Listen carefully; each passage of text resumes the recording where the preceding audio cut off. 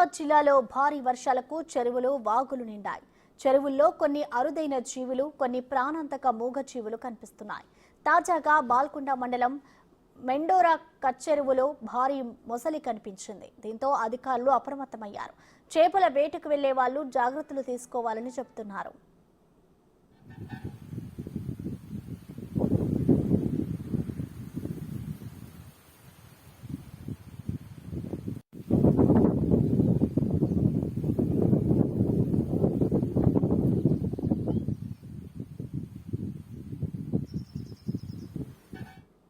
నిజామాబాద్ జిల్లాలో భారీ వర్షాలకు చెరువులు వాగులు నిండాయి. చెరువుల్లో కొన్ని అరుదైన జీవులు, కొన్ని ప్రాణాంతక మూగజీవులు కనిపిస్తున్నాయి. తాజాగా బాల్కొండ మండలం మెండోరా కచ్చెరువులో భారీ మొసలి కనిపించింది. దీంతో అధికారులు అప్రమత్తమయ్యారు. చేపల వేటకు వెళ్లే వాళ్లు జాగ్రత్తలు తీసుకోవాలని చెబుతున్నారు.